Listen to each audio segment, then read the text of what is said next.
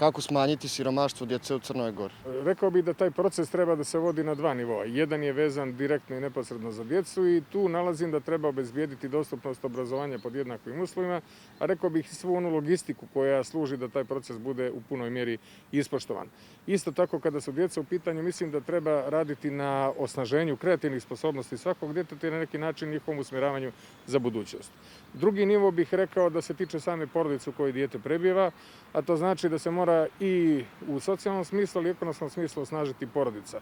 Dodatno to znači da osim mjera socijalne zaštite, porodica mora da bude i ekonomski osnažena na način što će se pospješiti proces zapošljavanja, odnosno spriječiti dalje nezapošljavanje.